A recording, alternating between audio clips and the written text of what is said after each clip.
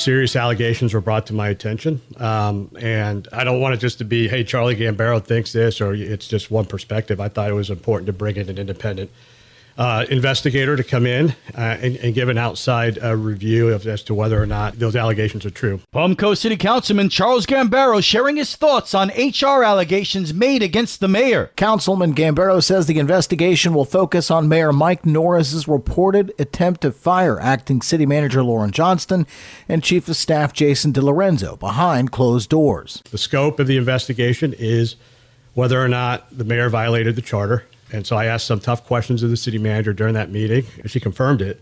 But then also the fact that there may be an environment of toxic leadership, fear, and intimidation. And so it's been reported there've been a bunch of complaints, and all it's going to be looked into, not by us as the council. We'll receive the findings of the investigation, but an independent law firm has been hired to come in. That law firm is Lawson, Huck, and Gonzalez.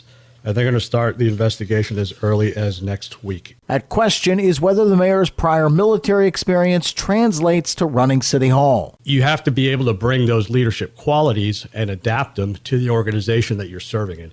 So what does that mean? So if you've got a business background or a military background, you should be able to transition those leadership skills into that.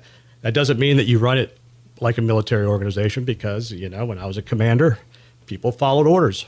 And that's important because in the line of work that we're in corporate America, you've got to convince people to do stuff. Tomorrow, we'll hear Gambaro talk about his own military experience and how that helps him serve on the city council.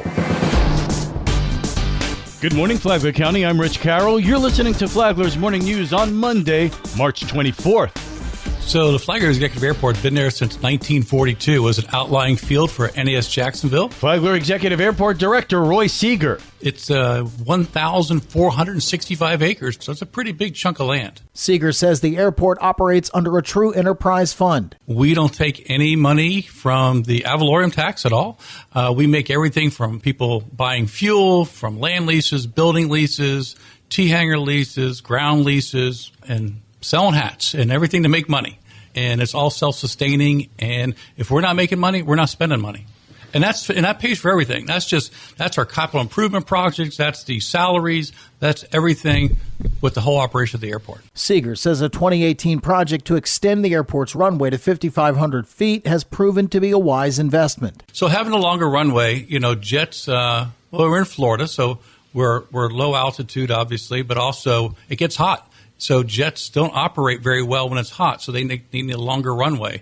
So having a longer runway allows them to take on more fuel. Seeger says they're also planning to replace the FBO with a brand new 15,500 square foot general aviation facility. It's going to have a nice new roundabout. It's going to have the nice big facility, big 55-car parking lot.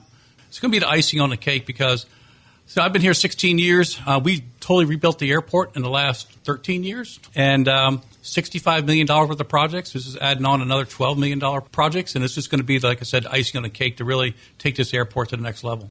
I'm Daryl Moody reporting. This local news is a service of Flagler County's Toyota dealer, Beaver Toyota, US 1 St. Augustine, here to wow you.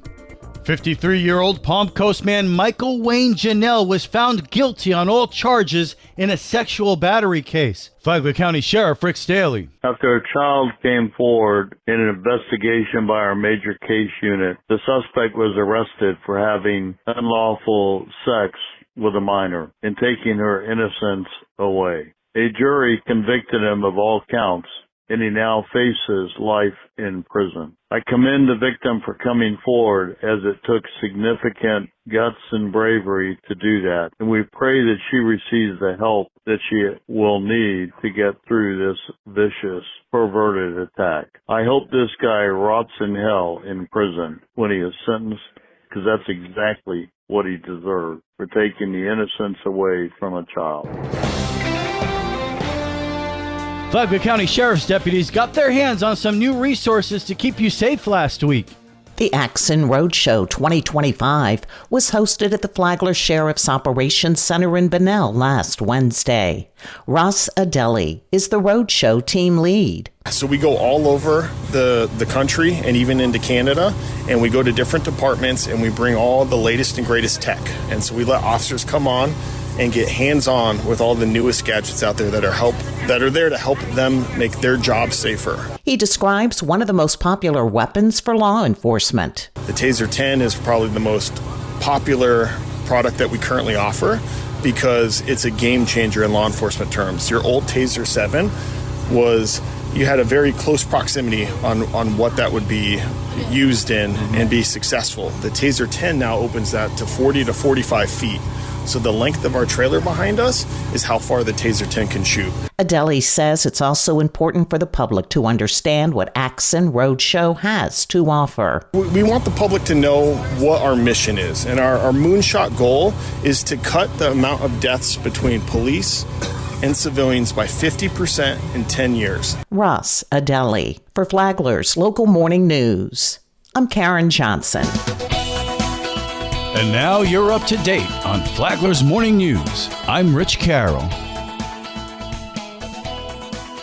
And now, Mike Lee Show with your WNZF local sports update. Strike three called, and the Matanzas Pirates win the first ever Shoreline Showdown on the WNZF Sports Network, 5-2 in a thrilling affair. The WNZF Sports Network hosted our first softball broadcast at Matanzas 1 year ago. Tomorrow we head to the newly renovated FPC softball field when the Bulldogs host the Pirates in a rematch. 5 players are committed to play at the next level. For the Pirates, pitcher Leah Stevens will be a Florida Gator, while shortstop Juliet Fogel joins St. John's River State. Bulldog pitcher Skylar Ludovici is off to Montreat College, first baseman Sadie Shell to Kaiser, and infielder Ashley Pigeon will be an Ancient City Bomber playing for the Flagler Saints. Watch live on the Flagler Radio YouTube channel and the WNZF Facebook page at 6. 4 games on the docket today. FPC Baseball looks to bounce back from a 9-7 loss to Horizon Friday against University at home. Across the way, Bulldog Boys Lacrosse host Bartram Trail. Matanzas Flag Football makes the short trip up US 1 to take on Menendez, and the Pirates softball team hosts DeLand. Florida with a chance to tie or take the lead. Clayton, no luck! This kid. First lead of the second half for the Gators. The Yukon Huskies had Florida on upset alert before that Walter Clayton 3 with 2:42 left. The Gators survived 77-75. Their Sweet 16 opponent, the Colorado State Maryland winner. To the freshman queen who's driving, floats it. Oh! Maryland on the right side of a buzzer beater. Both calls courtesy CBS Sports. Freshman Derek Queen gives the Terps a 72-71 win. They play Florida in the Sweet 16 Thursday at 1. This is your home for local sports, with updates Mondays and Fridays. From the WNZF Sports Desk, I'm Mike Licio.